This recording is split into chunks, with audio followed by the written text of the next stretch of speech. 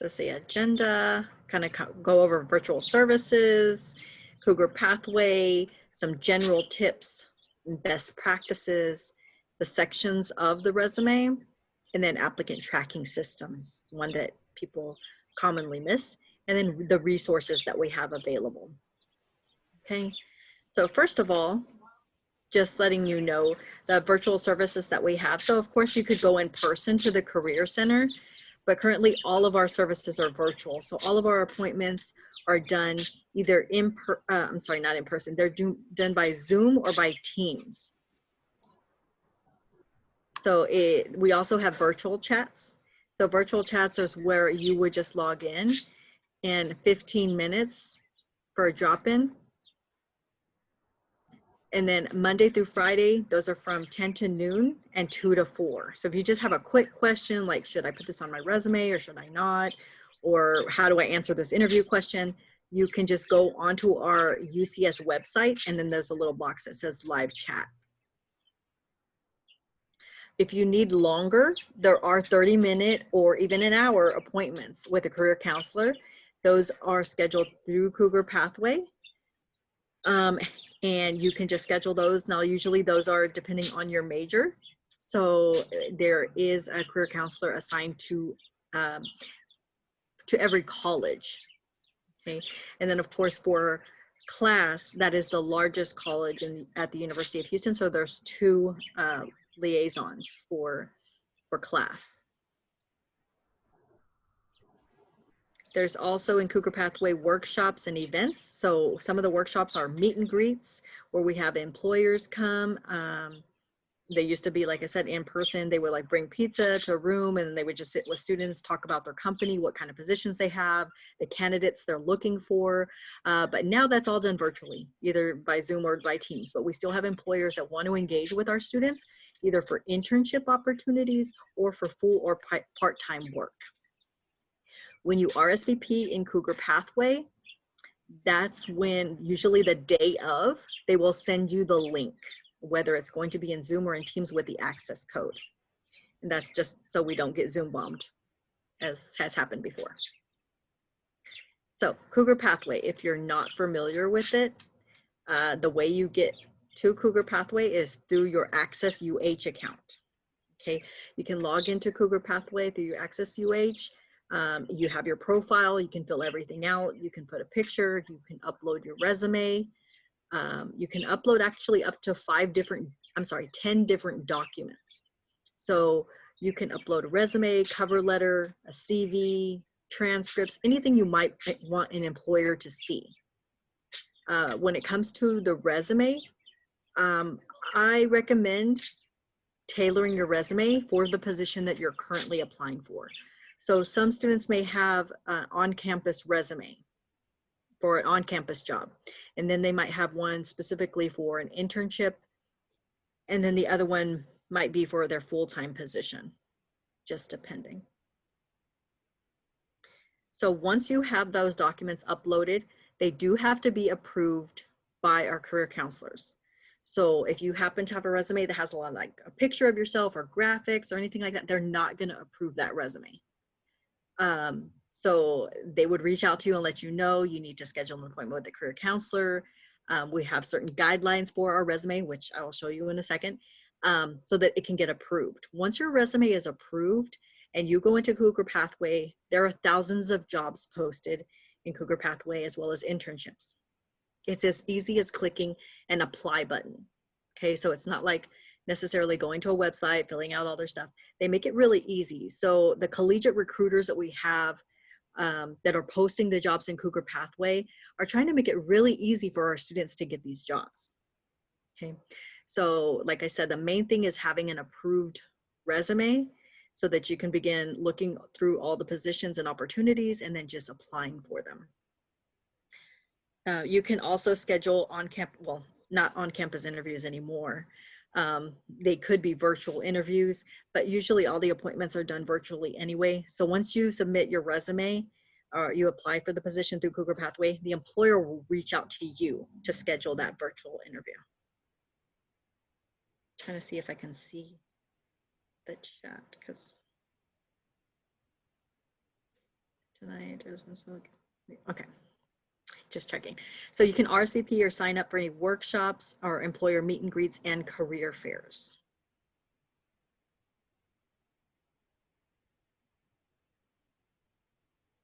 Okay, so before we begin, just some of the goals that I want to make sure that we have for this session is learning skills that are sought out by employers. Like when employers hire you, what do they want? What do they want to see in the candidate? Number two, applying key strategies for effective resume writing. Okay. And then number three, learning how to make your resume stand out and show your value to the employer. If you have any questions, you can put them in the chat box. I'm probably not going to be able to read them until after. Then I can respond to the questions. Okay, we're going to skip this for today. I'd like to meet all of you all, but we're going to skip it for today so we can keep going. So general tips. Your resume should be tailored for a specific company or job description. So of course, there's a lot of different aspects of you. You've probably done several different things, have several different skills. What we're presenting in a resume that's tailored is only what this particular employer wants, okay? What they're looking for is what you want to give them. So the goal is to highlight the most relevant experience. So really sticking to what they need to know, not what's nice to know, okay? Because we want to keep the resume to one page. That's how you keep it to one page. If it's not relevant to that employer, then you don't list it. One page and presentable. So presentable meaning I'd actually want to read it. You know, if you're somebody, a recruiter that goes through resumes, if you have a stack of, let's just say 300 resumes, look at your resume and say, would I want to read this? You know, so you want to make sure the fonts are not too small. So I try to keep it between like at least 11 and 12, 10 sometimes, but definitely not smaller than a 10 point font. Okay, you want to make sure you use bullet points because they're easier to read than wraparound sentences. We don't want to make them feel like they're reading a novel. So bullets are a lot easier to read. Your resume should be action oriented. So it should always begin with strong action words. What did you do? Did you execute? Did you compose? Did you modify? Did you organize? Did you coordinate? Always that strong action verb. So stay away from assisted with or worked with or responsible for. Those are the kind of things we don't want to see beginning on your bullet when you explain what you did. The relevant sections, they should have 3 to 5 bullets, but not more than that. They don't need a whole list of everything that you've done. Especially if you have duties that you had to do in a certain job that you had to do, you didn't really want to do, and they're not even relevant to the position you're applying for, then just leave them off. You want to make sure they're filled with accomplishments. So like I said, avoid listing the general job duties and the responsibilities. Make sure that you're showing how you stood out from your peers. So let's just say, for example, you were a cashier and of course your coworker was a cashier. What made you better? Okay, so was it how you balanced the register? Was it your customer service? Was it how many customers you served, you know, daily? So just number wise, what made you better? Did you get an award for something? And then be specific. So if you answered phones, how many calls did you answer a day? If you sold things, how much money did you bring in daily? Even if it's just an approximation. So showcase your skills. What are your job specific skills? So they either going to be specialized or technical skills that are required for your position or your industry. Okay, so that's just going to depend. You know, like I said, if you're a marketing major, economics major, psychology major, those skills are different, right? So you just want to make sure that you have listed on your resume what the employers that are hiring for your position are looking for. What are transferable skills? So transferable skills are more related to your personality, more like interpersonal skills, communication skills, organizational, multitasking, problem solving, things like that. The skills that are related to your ability to be a good worker. And then those skills can be transferred for a variety of different jobs, especially like communication skills. Those are going to be used across the board, whether you're in marketing or you're in IT, you're an engineer, or you're a financial analysis. Those skills are still going to be valued. Now, showcasing your skills as far as NACE. So NACE is the organization that we look to for guidance as far as what employers are looking for. So according to them, career readiness skills, the National Association of Colleges and Employers is NACE. The things that they look for are critical thinking and problem solving skills, oral and written communication, teamwork and collaboration, leadership, initiative, and work ethic. So these are the skills that they are looking for. Now, you're not necessarily going to have these listed on your resume the way they're listed right here. But what you are going to do is you're going to make sure that you have scenarios where you've shown that you have done these things. So on a resume, we would consider these soft skills. Soft skills because you can say you have leadership skills, but you can't really prove that to me the way you can prove that you know that you're proficient in Excel or that you speak French, right? I can give you a test and you can prove that to me. But with leadership and teamwork, those are a little more difficult. Those are usually going to come out in an interview. Those are where those are going to be demonstrated. So employers' desired skills, once again, communication, oral and written, problem-solving skills, ability to work as a team, because you always have to show that you've worked as a team no matter what field you're in. You show initiative. Initiative is real big with them because they don't want you to enter into their workplace and be one of those individuals like, okay, what do I do now? Okay, what do I do now? They want you to be able to go in, look around. If you see something that needs to be done, you do it. Okay. Analytical and quantitative skills, strong work ethic, and then again, communication skills, verbal. So a lot of these skills, it goes beyond just a strong GPA. You have to have these skills as well. Even they're considered soft skills. The hard skills really will get you in the door as far as getting hired. There's a saying that says, you'll get hired for your hard skills, but you will get fired for your lack of soft skills. Okay, so in order to stay there and be a good employee, you have to have these desired skills. And then leadership also is there. So this is our sample resume. This is what we use. It's on our website. This is a template. Now, I'll tell you the most common thing that students will do is they'll take this template. It's in a PDF file, but they will try to like either copy paste it or match it, but they will forget to take off the items that are there to help them. Like you see where it says experience and it says work relevant research leadership experience. Well, they'll leave that there. Okay. So if you're going to use it like that, don't use it word per word. You want to make sure you take out those items are just there to kind of guide you. Okay. But we're going to go through each one of these sections. So first thing, contact information. How do they need to contact you? If they say, wow, this person's great resume, has all the skills we need to have your name listed on the top. Okay. The location, just the city, state, and zip code. Sometimes not even the zip code. But what you don't need to put is you don't need to put your full address because they don't need to know where you live. They do not need to know how to contact you. So you want a professional email address that you actually check, and then a good phone number that has a professional voicemail with enough capacity. If your mailbox is always full, like mine is because I don't check it, then don't put that phone number. Okay, you need to make sure that there's space if they need to leave a message and that it is a professional message.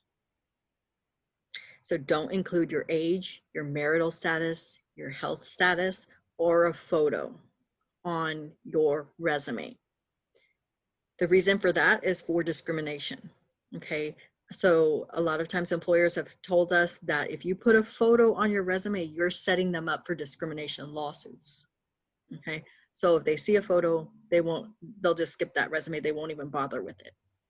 So, that's something you don't want to do. I think the biggest way around that with the photo thing is that on the contact information, I always tell students you can put your LinkedIn URL. If you have a LinkedIn URL, make sure it's customized. Don't put it with all those numbers at on the end of it. Customize your URL, because that way they can just click on your resume, the LinkedIn URL, and then they can go ahead and see everything.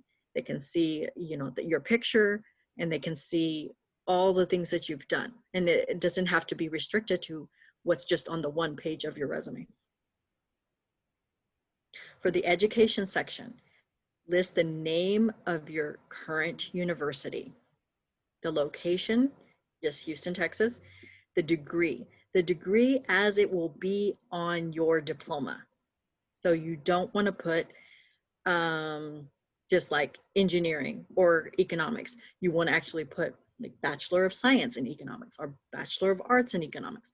Whatever that degree is going to say, the diploma is going to say, that's what you need to put on the resume. For the graduation date, even if it's an expected or anticipated graduation date and it's May of 2021, then that's fine. Just list it as anticipated graduation date, May 2021. Do not put that you began in May 2019 to present, because that does not tell them when you're done. And especially for internships, that's what they want to know. Especially if they really like what they see, they want to know, okay, this person's going to graduate when? In 1 year? Okay, that's great. I have enough time to work with them on an internship. They can stay here for a year. If they work out and we like them, then we can hire them a year later once they graduate. The minor, if you have a minor, you can list it, and the GPA also, but it is optional. You don't have to list it. We do recommend that you list the GPA only if it's above a 3.0. Cumulative. Okay. Once in a while, students will put their major GPA, and that's fine. You can list that, but do be aware that employers do know what that means. So they may ask you what your cumulative GPA is if you only list your major GPA. Make sure that it's in reverse chronological order. So the most recent at the top. Whatever institution you're currently attending, that is at the very top. You don't want to list any high school information. It doesn't matter, even if you were valedictorian or captain the football team or all the different accolades you had in high school, it's time to just kind of let those go. And as a college student, we want to list what accomplishments and involvements that you are currently doing. The universities that you attend but did not receive a degree from. So if you did attend Lone Star College or Houston Community College or another four-year university, you do not need to list it. If you only receive credits and you transfer those credits to the University of Houston, then you don't have to list that university. It's actually recommended that you don't list that university, because then we're taking up space. Relevant coursework and projects. So you do want to list any completed projects or trainings that are relevant to the position that you're applying for. Okay. For the relevant coursework, that's the full name of the course, the title. So don't put like English 1301 or anything like that. You just want to list the actual course title. For the most part, those are really going to be your junior and senior level courses, your 3,000, 4,000 level courses that you're going to list under relevant coursework. And then the projects, you can list it as relevant projects if you have them. And you're going to describe them as if it was a job. So the same thing, what course it was, if there was a title for your project, what semester it was done, and then bullets stating what did you do in that project. So if it was collaborated with a team of 5 to do what? So you want to put what you did, how you did it, and then why. What was the point of the project? What was the outcome? You want to list as many details as possible accomplishments and outcomes for those projects. A lot of times those get left out. And like I said, don't abbreviate the course name and the course number, because it doesn't mean anything to an employer. Okay, and even if it was an A, don't list the grade.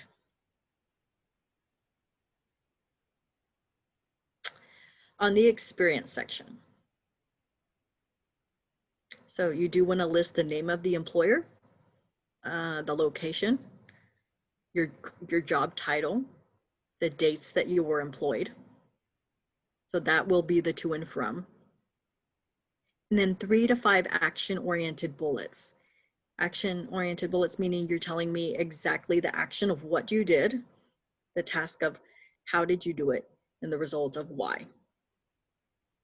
So it needs to tell me the complete story.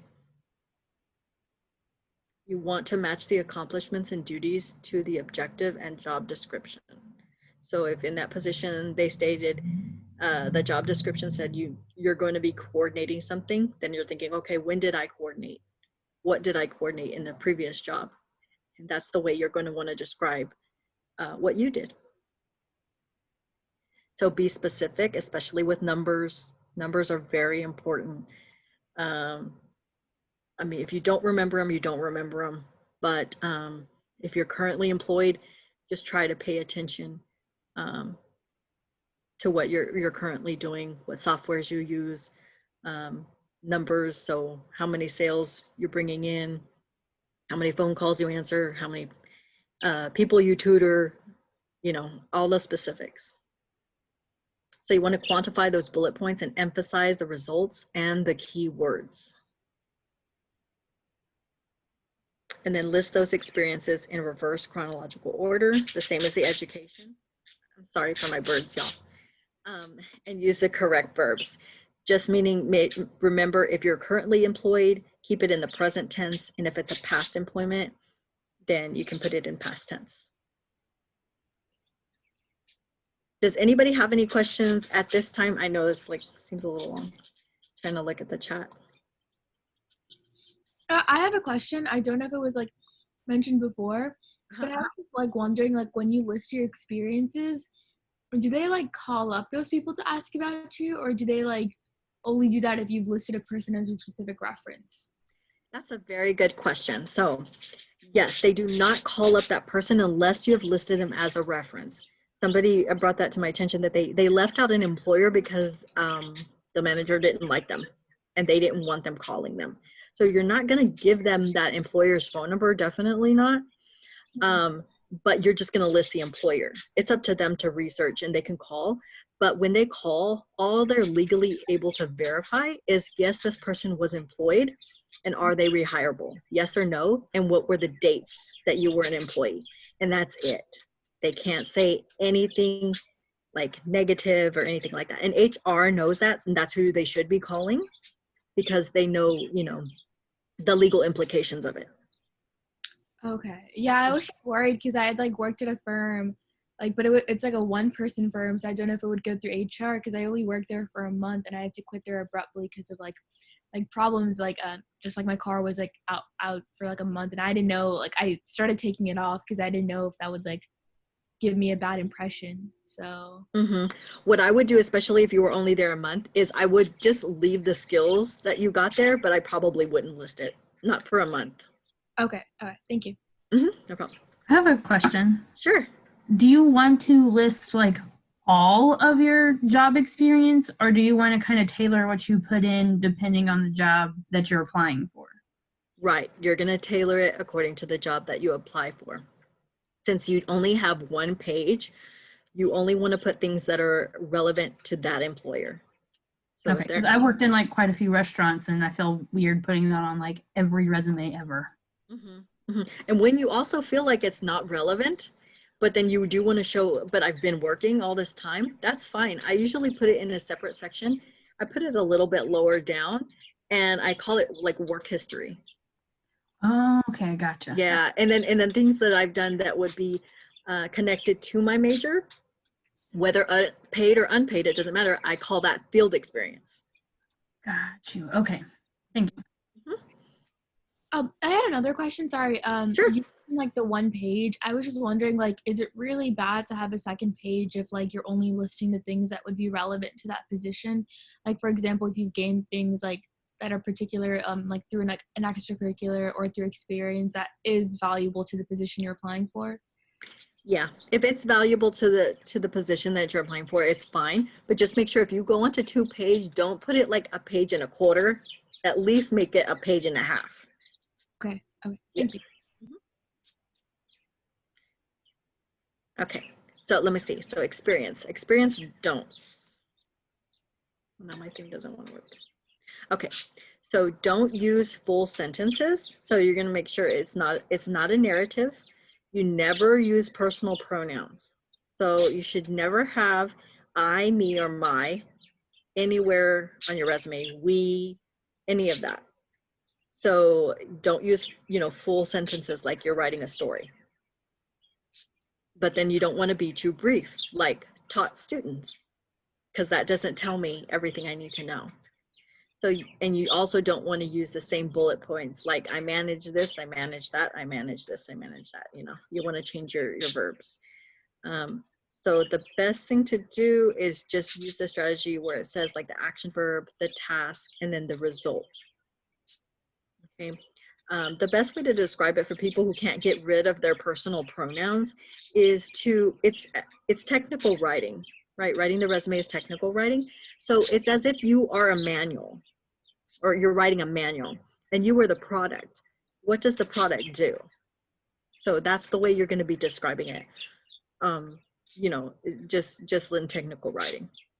And a career counselor can always help you with that if you can't change those terms.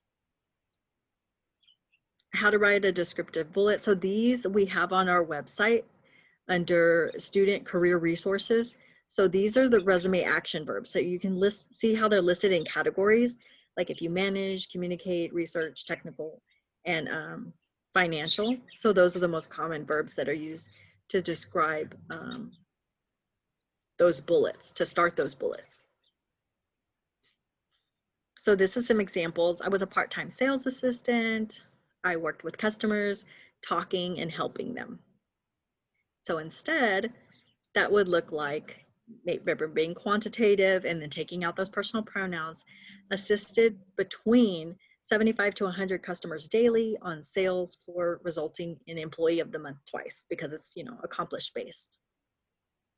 And another example would be resolved customer conflicts by offering coupons and alternative solutions to ensure customer satisfaction. So that's kind of how your bullets should look on your resume. These are some other ones, some more impactful bullets. So it's just showing you like the before and the after, and then how to use industry specific buzzwords. So before, responsible for raising funds. After, it's formulated a campaign with 6 volunteers to assist with tsunami relief, raised over 1,100 by holding a date auction. So you can see much more descriptive. When you read the after, you should actually kind of be able to almost get a picture of this person doing that. The second one, I made promotional materials. That really doesn't tell me anything. So created promotional materials utilizing Adobe Illustrator and wrote advertising content to reach out to 6,000 students. So it's just showing you like the impact from one to the next. Answered phone at the front desk. Everybody's like answered phones at the front desk. We changed that to manage a switchboard with 10 incoming lines, receiving and routing an average of 500 calls per day. And then the last one was a leader of an alumni summit. So that doesn't even have to be employment. That could be just a volunteer opportunity or working a student organization. So after that was the led team of 20 students to plan and organize an annual leadership summit 2015, witnessing participation from 3,000 alum. So the buzzwords in these items would be Adobe Illustrator, Summit, Tsunami Relief, the action-oriented language. What did you do? I formulated, I created, I managed, and I led. And then the quantifying the impact is the amount of money, the amount of students that were reached, the amount of calls that were made.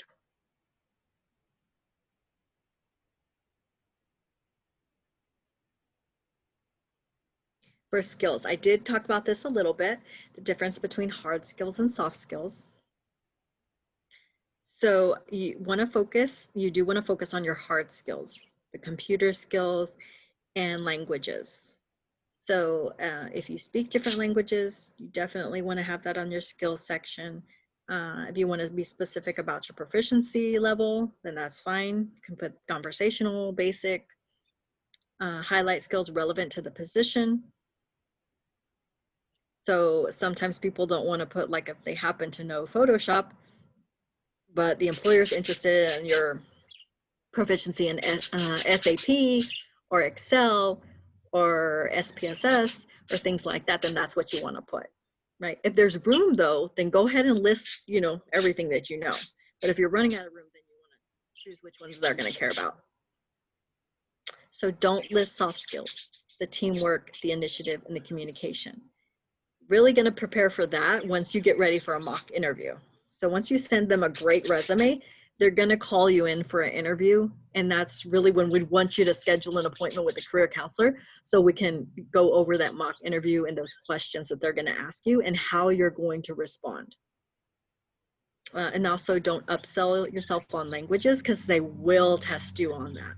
So don't say you know Russian and then they're going to bring somebody in to speak to you and then you don't know it. Honors and activities. So you do want to list honors, awards, scholarships. I really say it really depends on how old they are.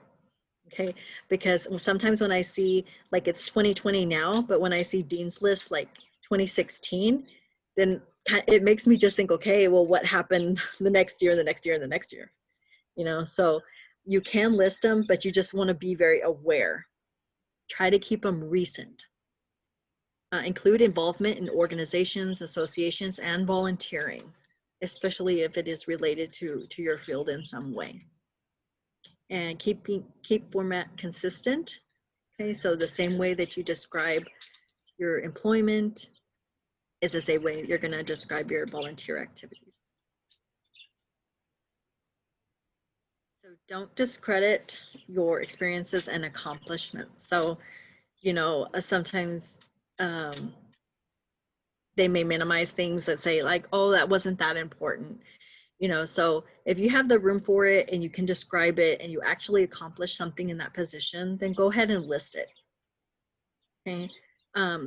Don't skip involvement because you weren't a leader. So even if you were an active member within an organization and you can talk about it, then go ahead and list it. You don't have to be the president or vice president or secretary or treasurer of the organization in order to list it, even as an active member, as long as you're willing to talk about it.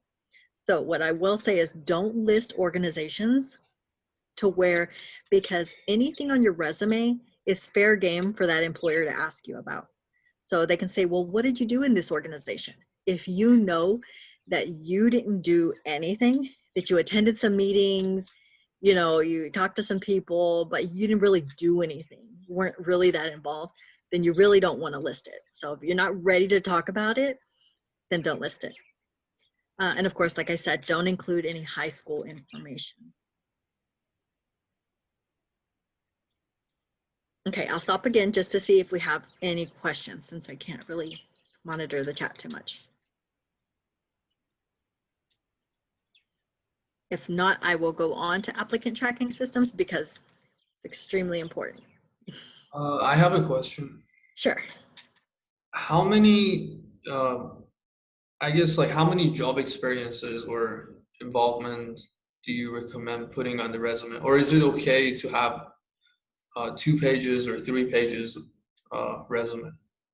I think as an undergrad, if you are an undergrad, 2 pages is absolutely the max. And that's only if everything is relevant. Yeah, 3 is way too much. So you recommend removing those which are not relevant, right? Right.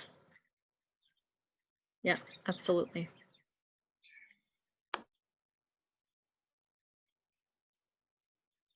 Okay, so I'll move on to applicant tracking systems. So This is extremely important because since I usually work with alum, right? I'm the alumni career counselor. Students, or not students, but alumni will come to me and tell me that they've applied for 100 positions in the last 2 weeks. And I'm like, what? Like, how is that even possible? You can't send the same resume to, 100 positions and think they're all going to call you back. For one, because they're not tailored. But two is if the company is a large company and they have over 1,000 employees, then there is nobody in HR that is looking at your resume. It's simply a computer system. It's an applicant tracking system that is scanning your resume to see if your resume contains the keywords that they need. Okay. And then once it goes through for each position, it's going to rank you. It ranks all the candidates to see who was the best fit. Usually those top, depending on the company, the top 10% or the top 10 candidates are the only ones that get pulled to actually go to the hiring manager. So someone can actually lay their eyes on it. Okay. So applicant tracking system is highly utilized. It's a software that scans your resume, it filters by criteria, and it tracks candidates. Okay, so they can track like whether they know they want to interview you, maybe they might want to interview you, maybe they're gonna flag you for when you graduate in a year. It can keep track of everything. They use it to find and screen and rank candidates for every single job opening. So if you apply to one company, but you apply for 3 different positions, then you're gonna have a different ranking for every single position that you applied for. Tips. You have to know the keywords from your industry. You have to know what keywords they're looking for. The only way you can do that is by carefully reading that job description. I actually like get a highlighter, like highlight the words. What do they want? Meaning, if they say they want somebody who's proficient in Excel, including formulas and pivot tables, I'm not going to put on my resume Microsoft Office, because when it runs through the scan, they said they wanted Microsoft Excel, pivot tables and formulas. And I'm over here thinking, okay, well, obviously they know, Excel is part of Office. No, remember, this is a computer scanning it. So there's no logic involved with that. It's going to read the word and it's going to say, no, this said Office and this says Excel. So that's not a match. Where if somebody else carefully read it and they made sure they changed their Microsoft Office into Microsoft Excel with pivot tables and formulas, then that person's going to get higher ranked. So you want to tailor your resume toward that specific job description. So a lot of times you don't have to like redo your resume every single job. You just have to carefully, add. You might have to switch out words, but you're not changing the whole resume. You do not want to copy it word for word though. I have had some alum tell me they try to beat the applicant tracking system by, putting the text in white so that you can't see it, but the applicant tracking system will still pick it up. You definitely don't want to do that. Employers say if they do realize that you rank that high, they know that you did that, and they'll check to see if that was done. So be sure not to do that. They definitely won't select you then. So some of the resources that we have, if you're a student at U of H, is the VMOC system. So if you haven't used it, it is free. When you upload your resume to Cougar Pathway, of course, you're waiting for a career counselor to review your resume and then approve it. However, if you need something automatic, that's where VMOC comes in. So VMOC will scan your resume and it will rate you. And it will give you a red light, a yellow light, or a green light. And it will also tell you everything that you're missing. So it measures it for presentation, how your resume looks, for competencies, what you're lacking, and also for impact, if there's not enough numbers in there. And it'll highlight it on your resume, like where are you lacking things. So it's very beneficial. It's a free service, and all you have to do is go to vmock.com/UH in the 24/7, because it's a system that'll automatically score your resume. I do believe, though, I think you only can upload like 10 different ones. So once it gives you your feedback, you kind of have to just make the changes and then re-upload it to see if you get a higher score. Has anybody used VMock before?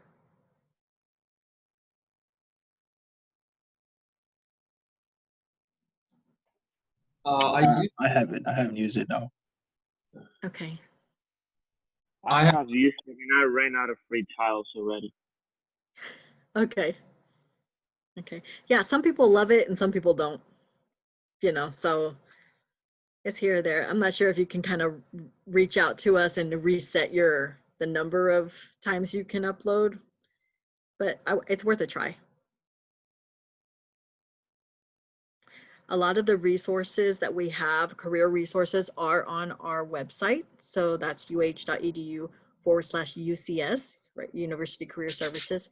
So we do have a lot of literature, just about everything you could ever want on there. So we have the template for resumes. We have a template for cover letter. We have the action verbs. If you're getting ready for an interview, we have the commonly asked interview questions. We also have a handout for using the STAR method. If you haven't had to use the STAR method before, it lets you know that whenever you're asked a behavioral question, like tell me about a time when you've had to manage conflict, it helps you to answer that question without rambling and making sure that you give the employer exactly what they're looking for in your answer. So STAR method stands for S is the situation, T is the task, A is the action, and then R is the result. So it just allows you to tell the story so that the employer can determine that, yes, this person has this previous experience, and the way that they've behaved in the past is going to predict their future, so they can see that you would be a good match for that position. Okay, and that's the end of my presentation. That went by really fast. But if you have any questions, feel free to let me know.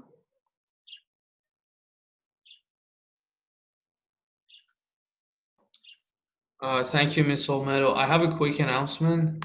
Mhm. Just 1 second. I'm gonna share a screen here.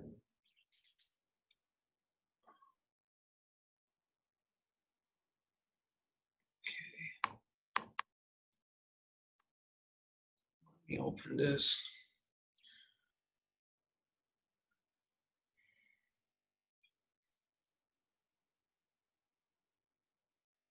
Okay, do you see the PowerPoint?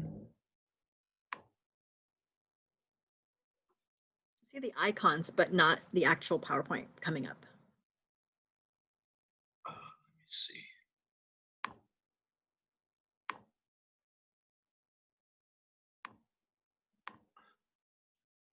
Okay, do you see it now?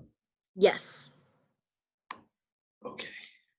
So next week, we are collaborating with the Department of Economics and the University Career Services. We have our Professionals in Economics virtual event. We will have 5 professionals in the field of economics from different industries joining us. We're going to start with a brief introduction and then get into smaller breakout rooms. And you will get to interact with every one of them. So I think it's a great opportunity to learn from them and ask them questions and know about their internships and job opportunities that they have in their companies. If you would like to RSVP, follow these steps. Go to Access HealFetch, click on Cougar Pathways. On the left-hand side, you should see events. Click on workshops and special events, and then search for professionals in economics. You should be able to see it. Also, I forgot to mention, it's going to be next week on Thursday at 6 p.m. And once you RSVP, you're gonna get the link to the meeting on the same day. Also, if you haven't paid your membership dues, you can use the following links to pay. The last link that we shared last week to pay online didn't work. So you can use the left icon here, you can scan it, or you can go to esuh.org/plans pricing and pay from there. And the right-hand side, you can Venmo us the money. And the last thing, if you aren't following us on social media, use these accounts to follow us. We post about our events and everything coming up, so you can get to know in advance. That's it. Thank you for joining, and thank you, Ms. Olmedo. Is there like a dress? Is there going to be a dress code for the meeting or no? Since it's in Zoom. There is no dress code, but I mean, if you want to like talk to the professionals, I recommend wearing professional clothing. Any other question? I just had one other tip when you're attending the professional in economics. Just make sure that you note their name and add those individuals to your LinkedIn. Yeah, right. I think everyone will get to talk to the professionals because we're going to get into small breakout rooms. So I think everyone will get to have or give an impression to the professionals so they will remember them.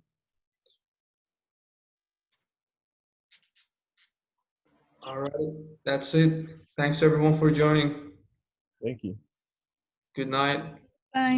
Thank you. Bye. Bye-bye. Thank you.